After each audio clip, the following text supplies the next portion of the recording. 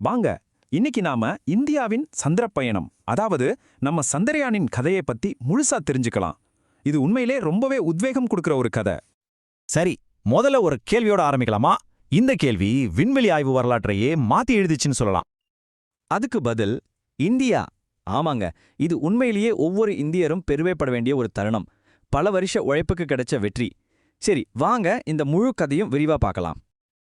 எல்லாமே இங்கிருந்து தான் ஆரம்பிச்சது. நாம நிலவுக்கு போகணும்னு இந்தியா எடுத்த அந்த ஒரு லட்சிய முடிவிலிருந்து தான். இந்த பயணத்தோட முதல் அத்தியாயமே ஒரு பிரம்மாண்டமான கண்டுபிடிப்போட தான் தொடங்குது. நிலாவை பத்தி நாம வச்சிருந்த மொத்த புரிதலையுமே அது அடியோட மாத்திடுச்சு. அதாவது சந்திரயான் 1 அக்டோபர் 22, 2008 PSLV ராக்கெட் மூலமா லான்ச் ஆச்சு. இதோட முக்கியமான நோக்கம் நிலாவோட 3D மேப் ரெடி பண்றதும் அங்க என்னென்ன கனிமங்கள் ரசாயனங்கள் இருக்குன்னு கண்டுபிடிக்கிறது தான். ஆனா அது செஞ்ச மிகப்பெரிய சாதனை என்ன தெரியுமா? நாசாவோட M3 கருவியை வச்சு நிலாவுல தண்ணி இருக்குங்கிறதுக்கான உறுதியான ஆதாரத்தை கண்டுபிடிச்சது தான். இதுல ஒரு சுவாரஸ்யமான விஷயம் என்னன்னா 1969லயே மனுஷன் நிலாவுக்கு போயிட்டாலும் அங்க இன்னும் கண்டுபிடிக்க நிறைய இருக்குன்னு உலகத்துக்கே புரிய வச்சது இந்த சந்திரயான் 1 தான். யோசிச்சு பாருங்க, 1969ல நீல் ஆம்ஸ்ட்ராங் நிலாவுல கால் வச்சுட்டாலும் அங்க தண்ணி இருக்குங்கிற உண்மையை முதல்ல உலகத்துக்கே சொன்னது நம்ம இஸ்ரோ தான். இது சும்மா ஒரு சயின்ஸ் நியூஸ் கிடையாது, இது ஒரு பெரிய கேம் சேஞ்சர். அடுத்த கட்டத்துக்கு நம்மள தயார்படுத்தின ஒரு முக்கியமான மைல்கல். இந்த ஒரு பெரிய கண்டுபிடிப்பு செஞ்ச கையோட இஸ்ரோ அடுத்த பெரிய சவாலுக்கு தயாரானது. அது என்னன்னா, நிலாவோட மேற்பரப்புல தரையிறங்குறது. அப்படி வந்ததுதான் சந்திரயான் 2. இதுல ஆர்பிட்டர், லேண்டர், ரோவர்னு 3 பாகங்கள் இருந்துச்சு. ஆர்பிட்டர் எந்த பிரச்சனையும் இல்லாம நிலவோட சுற்றுவட்ட பாதைக்குள்ள போயிடுச்சு. ஆனா செப்டம்பர் 7, 2019ல அந்த லேண்டரை தென் துருவத்துல சாஃப்டா இறக்க முயற்சி செஞ்சப்போ கடைசி நேரத்துல அந்த கைடன்ஸ் சாஃப்ட்வேர்ல சிக்னல் கட் ஆயிடுச்சு. அதனால சாஃப்ட் லேண்டிங் பண்ண முடியல. நாடு முழுக்க லைவ்ல பார்த்துட்டு இருந்தாங்க. வெற்றிக்கு ரொம்ப பக்கத்துல வந்து, ஆனா இது ஒரு தோல்வியா பார்க்கப்படல. இது ஒரு முக்கியமான பாடமா, ஒரு அனுபவமா தான் பார்க்கப்பட்டுச்சு. இந்த ஒப்பீடு ரொம்ப முக்கியம். சந்திரயான் 2, சந்திரயான் 3 ரெண்டுக்குமே ஒரே குறிக்கோள் தான். நிலாவுல சாஃப்ட் லேண்டிங் பண்ணணும். சந்திரயான் 2ல கடைசி நேரத்துல ஏற்பட்ட சிக்னல் இழப்பு தான் சவால். ஆனா சந்திரயான் 3ல அந்த அனுபவத்திலிருந்து கத்துக்கிட்ட பாடங்களை வச்சு ஒரு பக்காவான தீர்வை கண்டுபிடிச்சாங்க. அதனால தான் ஒன்னு தோல்வியில முடிஞ்சது, இன்னொன்னு சரித்திர வெற்றியா மாறிச்சு. விடாமுயற்சிக்கு இது ஒரு சிறந்த உதாரணம்னே சொல்லலாம். சரி, இப்ப வாங்க அந்த வெற்றி கதைக்குள்ள போலாம். சந்திரயான் 3 இந்தியாவுக்கும் ஏன் இந்த உலகத்துக்கே ஒரு சரித்திர சாதனையா அமைஞ்ச அந்த பயணத்தை பத்தி பார்க்கலாம். ஜூலை 14, 2023 சதீஷ் தவான் விண்வெளி மையத்திலிருந்து சந்திரயான் 3 புறப்பட்டுச்சு. அப்புறம் ஆகஸ்ட் 23, 2023 அந்த நாள் யாருக்குமே மறக்காது. விக்ரம் லேண்டர் வெற்றிகரமா நிலாவுல கால் பதிச்சது. அதுவும் எங்க, தென் துருவத்துக்கு பக்கத்துல. ஒரு சின்ன பிழை கூட இல்லாம ஒரு பெர்ஃபெக்டான சாஃப்ட் லேண்டிங். பல வருஷ உழைப்புக்கு கிடைச்ச வெற்றி இது. உலகம் முழுக்க இந்த கொண்டாடினாங்க. இதனால நிலாவோட தென் துருவத்துல ஒரு விண்கலத்தை இறக்குன முதல் நாடுங்கிற சரித்திர சாதனையை இந்திரா படைச்சது. முதல் நாடு. அது மட்டும் இல்ல, அமெரிக்கா, முன்னாள் சோவியத் யூனியன், அப்புறம் சீனாவுக்கு அடுத்து நிலாவுல வெற்றிகரமா சாஃப்ட் லேண்டிங் செஞ்ச 4வது நாடுங்கிற பெருமையையும் இந்தியா பெற்றது. ஆனா கதை இதோட முடியல. லேண்டிங்கிறது ஒரு ஆரம்பம்தான். அசல் மேட்டரே இதுக்கப்புறம்தான். அங்கிருந்து பூமிக்கு அனுப்பப்பட்ட அறிவியல் உண்மைகள் தான் உண்மையான பரிசு. சரி, நிலாவுல இருக்கிற மண்ணுல என்னென்ன இருக்குன்னு அந்த ரோவர் எப்படி கண்டுபிடிச்சது? அதுக்கு ஸ்பெக்ட்ரோமெட்ரிங்கிற ஒரு டெக்னிக்கை யூஸ் பண்ணாங்க. சிம்பிளா சொல்லணும்னா, ஒவ்வொரு தனிமத்துக்கும் ஒரு தனித்துவமான கைரேகை மாதிரி ஒரு குணம் இருக்கு. ரோவர்ல இருக்கிற கருவிகள் லேசர் மூலமா நிலா மண்ணை சூடுபடுத்தும். அப்போ அந்த மண்ணுல இருக்கிற தனிமங்கள் அதோட கைரேகைகளை வெளியிடும். அதை வச்சு அங்க என்னென்ன தனிமங்கள் இருக்குன்னு துல்லியமா கண்டுபிடிச்சிடலாம். அப்படி கண்டுபிடிச்சதுல நிலாவோட தென் துருவத்துல oxygen, sulphur, aluminium, calcium, chromium, சிலிக்கானு பல தனிமங்கள் இருக்கிறத உறுதி செஞ்சிருக்காங்க. ஹைட்ரஜன் இருக்கான்னு இன்னும் தேடிட்டு இருக்காங்க. இதுக்கு முன்னாடி யாருமே இந்த பகுதியில நேரடியா ஆய்வு செஞ்சதில்ல. சோ இது ரொம்ப முக்கியமான டேட்டா. ஆனா எல்லாத்தையும் விட ஆச்சரியமான ஒரு கண்டுபிடிப்பு எது தெரியுமா? அது வெப்பநிலை. சாஸ்டேக்குங்கிற கருவி நிலாவோட வெப்பநிலை அளந்தப்போ ஒரு ஷாக்கிங்கான ரிசல்ட் கிடைச்சது. நிலாவோட மேற்பரப்புல வெப்பநிலை கிட்டத்தட்ட 50 டிகிரி செல்சியஸ் இருந்துச்சு. ஆனா வெறும் 8 சென்டிமீட்டர் ஆழத்துல அது -10 டிகிரி செல்சியஸா குறைஞ்சிடுச்சு. இது என்ன காட்டுதுன்னா, நிலாவோட மேல்மண் ஒரு சூப்பரான வெப்பக்காப்பான், அதாவது ஒரு இன்சுலேட்டர் மாதிரி செயல்படுது. எதிர்காலத்துல நாம அங்க வீடுகள் கட்டணும்னா இந்த தகவல் ரொம்பவே உதவியா இருக்கும். அது மட்டும் இல்ல, லேண்டர்ல இருந்த ILSA கருவி ஒரு நிலா நடுக்கத்தை, அதாவது நில அதிர்வை பதிவு செஞ்சிருக்கு. ராம்பா கருவி அங்க இருக்கிற பிளாஸ்மா சூழலை அளந்திருக்கு. மொத்தத்துல இந்த மிஷன் நாம எதிர்பார்த்ததை விட பல மடங்கு அதிகமான விஷயங்களை கண்டுபிடிச்சு ஒரு மிகப்பெரிய வெற்றியா அமைஞ்சிருக்கு. இப்போ நிலாவுல தண்ணி இருக்குன்னு கண்டுபிடிச்சாச்சு, முக்கியமான தனிமங்கள் இருக்குன்னு உறுதிப்படுத்தியாச்சு, நிலாவோட மண்ணை பத்தி புதுசா தெரிஞ்சுக்கிட்டோம். இதெல்லாம் வச்சு பார்க்கும்போது ஒரு கேள்வி எழும்புது. மனிதர்கள் நிலாவுல வாழணும்னா இந்தியாவின் அடுத்த கட்ட நடவடிக்கை என்னவா இருக்கும்? வாங்க, இன்னைக்கு நாம ஒரு அற்புதமான பயணத்தை பத்தி கொஞ்சம் ஆழமா அலச போறோம். இது வெறும் ராக்கெட் பயணம் இல்ல, ஒரு தேசத்தோட கனவு பயணம். இந்தியா நிலாவுக்கு போன அந்த பிரமிப்பான கதையத்தான் நம்ம பார்க்க போறோம். நம்மகிட்ட இஸ்ரோவோட சந்திரயான் திட்டங்கள் பத்தின சில கட்டுரைகள் இருக்கு. அதுல இருக்கிற சுவாரஸ்யமான தகவல்களை வச்சு இந்த பயணத்தோட ஒவ்வொரு கட்டத்தையும் நாம் ஆராயலாம். கண்டிப்பா. இது ஒரு நேர்கோட்டு பயணம் கிடையாது. பல திருப்பங்கள், சவால்கள், அப்புறம் வெற்றிகள் நிறைஞ்ச ஒரு கதை. நம்ம சந்திரயான் 1ல இருந்து ஆரம்பிக்கலாம். 2008ல சொல்லப்போனா உலக நாடுகள் பலமும் நிலாவை பத்தி பெருசா ஆர்வம் காட்டாத ஒரு காலகட்டம் அது. ஆமா, அப்போலோ மிஷன்லாம் முடிஞ்சு பல வருஷம் ஆகிடுச்சே. அதேதான். நிலாங்கிறது ஒரு செத்து போட பாறை, அங்க போய் ஆராய்ச்சி பண்ண ஒண்ணும் இல்லைன்னு ஒரு நினைப்பு இருந்துச்சு. அந்த சமயத்துல தான் இந்தியா இல்ல அங்க இன்னும் தெரிஞ்சுக்க நிறைய விஷயம் இருக்குன்னு சொல்லி சந்திரயான் 1 அனுப்புது. ஆமா, அதுவே ஒரு பெரிய விஷயம். அப்போ அதோட முக்கிய நோக்கம் என்னவா இருந்துச்சு? வெறுமனே நிலாவை ஒரு போட்டோ எடுக்கவா? அதுக்கும் மேல அதோட 2 முக்கிய நோக்கங்கள். 1, நிலாவோட முழு மேற்பரப்பையும் மிக துல்லியமான முப்பரிமாண வரைபடமா உருவாக்குறது. ஒரு 3D மேப் மாதிரி. ஆமா. 2வது, நிலா மண்ணுல என்னென்ன தாது பொருட்கள், ரசாயன மூலக்கூறுகள் இருக்குன்னு கண்டுபிடிக்கிறது. ஆனா அவங்க எதிர்பார்த்ததை விட மிகப்பெரிய ஒரு விஷயத்த சந்திரயான் 1 கண்டுபிடிச்சது. அதுதான் நிலாவுல தண்ணீர் இருக்குங்கிற கண்டுபிடிப்பு இல்லையா? இது எனக்கு ரொம்ப ஆச்சரியமா இருக்கு. 1969லயே நீல் ஆம்ஸ்ட்ராங் நிலாவுல இறங்கிட்டாரே, அப்போ தெரியாத ஒரு விஷயத்த நாம எப்படி ஒரு செயற்கைக்கோளை வச்சு கண்டுபிடிச்சோம்? அருமையான கேள்வி. அங்கதான் விஷயமே இருக்கு. ஆம்ஸ்ட்ராங் இறங்குனது ஒரு குறிப்பிட்ட இடத்துல. ஆனா சந்திரயான் 1 நிலாவை சுத்தி முழுசா ஆய்வு செஞ்சது. அதுல இருந்த நாசாவோட M3, அதாவது மூன் மினராலஜி மேப்பர்னு ஒரு கருவி இருந்துச்சு. அது நிலா மேல படற சூரிய ஒளியோட நிறமாலைய ஆய்வு செஞ்சது. ஓஹோ. அப்படி செய்யும்போது நிலாவோட துருவ பகுதிகள்ல மட்டும் இல்ல, அதோட மேற்பரப்புல பல இடங்கள்ல நீர் மூலக்கூறுகள், அதாவது H2O இருக்கிறதுக்கான மிக வலுவான ஆதாரங்களை கண்டுபிடிச்சது. அப்போ இதுக்கு முன்னாடி வரைக்கும் நிலா ஒரு வறண்ட பாலைவனம் தான் நினைச்சிட்டு இருந்தாங்க. ஆமா. இந்த ஒரு கண்டுபிடிப்பு மொத்த பார்வையே மாத்திருச்சு, முழுமையா மாத்திருச்சு. அது வரைக்கும் நிலாவை ஒரு பழைய புத்தகம் மாதிரி ஓரங்கட்டி வச்சிருந்த உலக நாடுகள் இந்த தகவலை கேட்டதும் அந்த புத்தகத்தை தூசி தட்டி மறுபடியும் படிக்க ஆரம்பிச்சாங்க. புரியுது.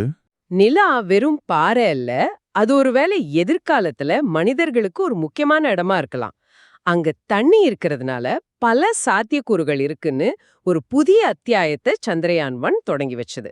சரி, நிலாவுல தண்ணி இருக்குன்னு கண்டுபிடிச்சது ஒரு பெரிய மைல்கல். இது ஒரு புதையல் இருக்கிற இடத்தோட வரைபடத்தை கண்டுபிடிச்ச மாதிரி. அடுத்த கட்டமா அந்த வரைபடத்தை வச்சுக்கிட்டு சும்மா பார்க்காம நேரா அந்த புதையல் இருக்கிற இடத்துக்கே போகணும் தானே போகணும். அந்த எண்ணத்துல இருந்து தான் சந்திரயான் 2 திட்டம் உருவாகி இருக்கணும். சரியா சொன்னீங்க. வெறும் சுத்தி பார்த்தா பத்தாது, நேரா அங்க இறங்கி அந்த மண்ணை தொட்டு ஆய்வு செய்யணும். அதுதான் சந்திரயான் 2ஓட லட்சியம். 2019ல ஏவப்பட்ட இந்த திட்டம் சந்திரயான் 1 விட பல மடங்கு சிக்கலானது. இதுல 3 பாகங்கள் இருந்துச்சு. நிலாவை சுத்தி வர்றதுக்கு ஒரு ஆர்பிட்டா, நிலாவுல இறங்கறதுக்கு விக்ரம்னு ஒரு லேண்டர், அப்புறம் அந்த லேண்டர்ல இருந்து வெளியே ஊர்ந்து போய் ஆய்வு செய்ய பிரக்யான்னு ஒரு ரோவர். அதேதான். ஒரு மிஷன்னிலேயே 3 தனித்தனி வேலைகள். இது கேட்கும்போதே எவ்வளோ சவாலானதுன்னு புரியுது. திட்டம் வெற்றிகரமா போயிட்டு இருந்துச்சு. ஆனா அந்த கடைசி நிமிடங்கள் நாடே மூச்சடக்கி பார்த்துட்டு இருந்துச்சு. அதிகாரப்பூர்வமா வழிகாட்டி மென்பொருள்ல ஒரு சிறிய சிக்னல் கோளாறுன்னு சொன்னாங்க. அது கேட்க ரொம்ப எளிமையா இருக்கு. ஆனா உண்மையில அந்த கடைசி 2 கிலோமீட்டர்ல என்னதான் ஆச்சு? அதுதான் அந்த திட்டத்தோட மிக முக்கியமான, அதே சமயம் சோகமான தருணம். லேண்டர் நிலா மேற்பரப்புல இருந்து சுமார் 2.9 கிலோமீட்டர் உயரத்துல இருக்கும்போது அதோட வேகத்தை குறைக்கிற இன்ஜின்கள் எதிர்பார்த்ததை விட கொஞ்சம் அதிக உந்து சக்தியை கொடுத்துடுச்சு. இதனால லேண்டரை கட்டுப்படுத்தின சாஃப்ட்வேர் குழம்பிடுச்சு. ஓஹோ. அதுக்கு லேண்டர் எவ்வளோ வேகத்துல போகுது, எவ்வளோ உயரத்துல இருக்குங்கிறத சரியா கணிக்க முடியல. இந்த சின்ன தடுமாற்றம் அடுத்தடுத்த நொடியில பெரிய தவறுகளுக்கு வழிவகுத்து அதால வேகத்தை கட்டுப்படுத்த முடியாம மென்மையா இறந்துறதுக்கு பதிலா வேகமா போய் நிலாவுல மோதிடுச்சு. அந்த தோல்விக்கு பிறகு இஸ்ரோ விஞ்ஞானிகள் மத்தியில என்ன மாதிரியான மனநிலை இருந்திருக்கும்? உலக அளவுல விமர்சனங்கள் வந்ததா? அந்த அழுத்தத்தை எப்படி சமாளிச்சு அடுத்த திட்டத்துக்குள்ள இவ்ளோ சீக்கிரம் வந்தாங்க? மிகப்பெரிய அழுத்தம் இருந்துச்சு. ஆனா இஸ்ரோ அத ஒரு தோல்வியா பார்க்கல, ஒரு பாடமா பார்த்தாங்க. என்ன தவறு நடந்ததுன்னு அக்குவேர ஆணிவேரா பிரிச்சு ஆய்வு செஞ்சாங்க. வெறும் சாஃப்ட்வேரை மட்டும் சரி பண்ணல, சந்திரயான் 3க்காக விக்ரம் லேண்டரை முழுசா மாத்துனாங்க.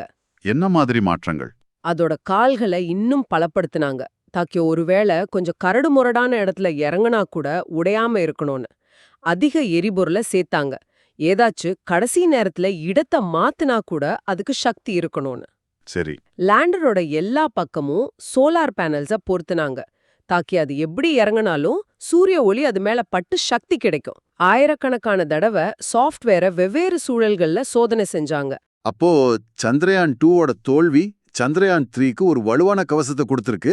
ஒரு தப்பு கூட நடக்கக்கூடாதுன்னு எல்லா வழியிலும் யோசிச்சிருக்காங்க. நிச்சயமா அந்த பாடத்திலிருந்து உருவானதுதான் சந்திரயான் 3. ஜூலை 14, 2023 ஏவப்பட்டு சுமார் 40 நாள் பயணத்துக்கு பிறகு ஆகஸ்ட் 23 அந்த வரலாற்று சிறப்பு மிக்க தருணம் வந்துச்சு. ஆமா, அந்த நாள் யாருக்கும் மறக்காது. விக்ரம் லேண்டர் வெற்றிகரமா நிலாவோட தென்துருவத்துல கால் பதிச்சுது. இதன் மூலம் நிலாவோட தென்துருவத்தை அடைஞ்ச முதல் நாடு, நிலாவுல மென்மையா தரையிறங்கின 4வது நாடுங்கிற பெருமையை இந்தியா பெற்றது. இது வெறும் அறிவியல் சாதனை இல்ல, ஒரு புவிசார் அரசியல் வெற்றியும் கூட. சரிதான். சரி, லேண்டர் இறங்குனதே ஒரு பெரிய வெற்றி. ஆனா எனக்கு ஆச்சரியமான விஷயம் என்னன்னா, அதுக்கப்புறம் அந்த சின்ன பிரக்யான் ரோவர் அனுப்புற தகவல்கள் தான். நாம எதிர்பார்க்காத பல விஷயங்கள் அதுல இருந்துச்சுன்னு நம்ம கிட்ட இருக்கிற கட்டுரை சொல்லுது. அப்படி என்ன ஆச்சரியம் அதுல காத்திருந்தது? அங்கதான் இந்த பயணத்தோட உண்மையான சுவாரஸ்யமே தொடங்குது. பிரக்யான் ரோவர்ல 2 முக்கியமான கருவிகள் இருந்துச்சு. ஒன்னு லிப்ஸ், இன்னொன்னு ஏபிஎக்ஸஸ். இந்த லிப்ஸ் கருவிய ஒரு மினி லேசர் துப்பாக்கி மாதிரி கற்பனை செஞ்சுக்கோங்க. அது நிலா மண்ணுல ஒரு சின்ன புள்ளி மேல சக்தி வாய்ந்த லேசரை அடிக்கும். அப்போ அந்த மண்ணுல இருக்கிற ஒவ்வொரு தாது பொருளும் ஒரு குறிப்பிட்ட நிறத்துல சின்னதா ஒரு தீப்பொறி மாதிரி ஒளிவிடும். ஒவ்வொரு தனிமத்துக்கும் ஒரு பிரத்யேக நிறம் இருக்கும், நம்ம கைரேகை மாதிரி. ஓ, அந்த நிறத்தை வச்சே அது என்ன தாது பொருள்னு கண்டுபிடிச்சிடலாமா? அதேதான். வாவ், இது ஒரு கெமிக்கல் டிடெக்டிவ் மாதிரி. அப்ப அது என்னென்ன தனிமங்களை கண்டுபிடிச்சது? அது ஆக்சிஜன், அலுமினியம், கால்சியம், இரும்பு, சிலிக்கானு பல தனிமங்கள் அங்க இருக்கிறத உறுதி செஞ்சது. ஆனா எல்லாரையும் ஆச்சரியப்படுத்தின ஒரு விஷயம், அது சல்ஃபர், அதாவது கந்தகத்தை கண்டுபிடிச்சதுதான். கந்தக கண்டுபிடிக்கிறதுல என்ன அவ்வளவு பெரிய ஆச்சரியம்? அது பூமியில கூட கிடைக்குதே. ஆமா, ஆனா நிலாவோட தென் துருவத்துல அது இருக்கும்னு யாரும் எதிர்பார்க்கல. ஏன்? ஏன்னா கந்தகம் உருவாகிறதுக்கு எரிமலைகள் மாதிரியான அதிக வெப்பமான சூழல் தேவை. நிலாவோட தென்துருவம் பல கோடி வருஷமா உறைஞ்சு போய் கிடக்குது. அங்க கந்தகம் இருக்குன்னா ஒரு காலத்துல அந்த பகுதியில எரிமலைகள் இருந்திருக்கலாங்கிற ஒரு புதிய விவாதத்தை இது தொடங்கி வச்சிருக்கு. அப்படியா? அது மட்டும் இல்லாம இந்த தனிமங்கள் அங்க இருக்கிறதுனால எதிர்காலத்துல நாம அங்கேயே நிலா மண்ணுல இருந்து ஆக்சிஜனை பிரிக்க முடியுமா, ஏன் ராக்கெட் எரிபொருளை கூட தயாரிக்க முடியுமாங்கிற ஆராய்ச்சிக்கு இது ஒரு பெரிய தொடக்க புள்ளி. அப்ப ரோவர் ஒரு இடத்தோட வரலாற்றையே மாத்தி எழுதுறதுக்கான ஆதாரத்தை கொடுத்திருக்கு. ரோவர் மட்டும் இல்ல, விக்ரம் லேண்டரும் இறங்கின இடத்துல இருந்தே சில முக்கியமான ஆய்வுகளை செஞ்சிருக்கு இல்லையா? ஆமா, விக்ரம் லேண்டர்ல இருந்த ILSAங்கிற கருவி நிலாவுல ஏற்பட்ட ஒரு இயற்கையான நிலா நடுக்கத்தை பதிவு செஞ்சுது. நிலா நடுக்கமா? ஆமா, ரொம்ப சின்ன அதிர்வு தான். ஆனா நிலாவோட உள்ளமைப்பு எப்படி இருக்கு, அது புவியியல் ரீதியா இன்னும் உயிர்ப்போட இருக்காங்கிறத புரிஞ்சுக்க இது உதவும். ஆனா இதை விட முக்கியமான, எல்லாரையும் ஆச்சரியப்படுத்தின ஒரு கண்டுபிடிப்பு சாஸ்டிங்கிற கருவி மூலமா கிடைச்சது. அது என்ன கண்டுபிடிப்பு? அது நிலா மண்ணோட வெப்பநிலையை ஆய்வு செஞ்சுது. அதோட முடிவுகள் நம்பவே முடியாத அளவுக்கு இருந்துச்சு. நிலாவோட மேற்பரப்புல வெப்பநிலை சுமார் 50-60 டிகிரி செல்சியஸ், அதாவது நல்லா சுடுற அளவுக்கு இருந்துச்சு. ஆனா வெறும் 8 சென்டிமீட்டர், அதாவது ஒரு 4 இன்ச் பூமிக்கு கீழே வெப்பநிலை -10 டிகிரி செல்சியஸா இருந்துச்சு. ஒரு நிமிஷம், நான் சொல்றது சரியானு பாருங்க. என் கால் தரையில 50 டிகிரி வெயில்ல சுடும்போது ஒரு சில இன்ச் ஆழத்துல அதே மண்ணு ஐஸ்கட்டி மாதிரி ஜில்லுன்னு இருக்கும்னு சொல்றீங்களா? இது எப்படி சாத்தியம்? இதுதான் அந்த கண்டுபிடிப்போட சிறப்பு. இது என்ன சொல்லுதுன்னா, நிலாவோட மேல்மண் ஒரு மிக மோசமான வெப்ப கடத்தி, அதாவது அ போர் ஹீட் கண்டக்டர். ஓ, அத வெப்பரப்புள்ள கடத்தவே அனுமதிக்கல. இதனால தான் மேற்பரப்புல இருக்கிற வெப்பம் உள்ள போறதில்ல, உள்ள இருக்கிற குளிர்ச்சி வெளியே வர்றதில்ல. சரி, இதனால என்ன பயன்? இது ஒரு சாதாரண கண்டுபிடிப்பு மாதிரி தெரியலாம். ஆனா எதிர்காலத்துல நிலாவுல மனிதர்கள் தங்க போறதுக்கு இது ஒரு மிகப்பெரிய தீர்வு கொடுக்குது. எப்படி? நாம நிலாவுல ஒரு வீடு கட்டணும்னா பகல்ல 120 டிகிரி செல்சியஸ் வெயிலையும் இரவுல -130 டிகிரி செல்சியஸ் குளிரையும் தாங்குற மாதிரி கட்டணும். ஆமா, அதுக்கு பூமியிலிருந்து எவ்வளவோ கட்டுமான பொருட்களை நம்ம கொண்டு போகணும். ஆனா இந்த கண்டுபிடிப்பு என்ன சொல்லுதுன்னா, நீங்க எங்கிருந்தும் எதையும் கொண்டு வர வேண்டாம், நிலாவுல இருக்கிற மண்ணையே எடுத்து அதை வச்சு சுவர்களை கட்டினா அதுவே ஒரு இயற்கையான இன்சுலேட்டரா செயல்படும்.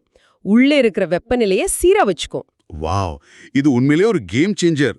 அதாவது பிரச்சனைக்குள்ளேயே தீர்வு இருக்கு. சரியா சொன்னீங்க.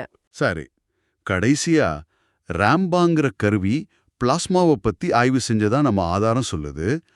முதல்ல இந்த பிளாஸ்மானா என்ன, அது நிலாவுல என்ன பண்ணுது? பிளாஸ்மாங்கிறது ஒரு பொருளோட 4வது நிலை. திட, திரவ, வாயு நிலைகளை தாண்டி ஒரு வாயுவை அதிக வெப்பப்படுத்தும் போது அதுல இருக்கிற அணுக்கள்ல இருந்து எலக்ட்ரான்கள் தனியா பிரிஞ்சு மின்னூட்டம் பெற்ற துகள்களா மாறும். அதுதான் பிளாஸ்மா. சரி. சூரியன்ல இருந்து வர்ற சூரிய காற்றுல இந்த மாதிரி பிளாஸ்மா துகள்கள் இருக்கும். பூமிக்கு காந்தப்புலம் இருக்கிறதுனால அது நம்மள இந்த சூரிய காற்றுல இருந்து பாதுகாக்குது. ஆனா நிலாவுக்கு அப்படி ஒரு பாதுகாப்பு கவசம் கிடையாது. அப்போ சூரிய காற்று நேரடியா நிலா மேல மோதுமா? ஆமா, அப்படி மோதும்போது நிலா மேற்பரப்புக்கு கொஞ்சம் மேல ஒரு மிக மெல்லிய பிளாஸ்மா அடுக்கு உருவாகுது. ஓ, அப்போ ராம்பா அந்த அடுக்க தான் ஆய்வு செஞ்சுதா? அதுல என்ன தெரிஞ்சது? ஆமா, அந்த அடுக்கு எவ்வளவு அடர்த்தியா இருக்குன்னு அது முதல் முறையா நேரடியா அளந்துச்சு. 1 கனமீட்டர் பரப்புல சுமார் 50 லட்சம்ல இருந்து 3 கோடி எலக்ட்ரான்கள் வரைக்கும் இருக்குன்னு கண்டுபிடிச்சது.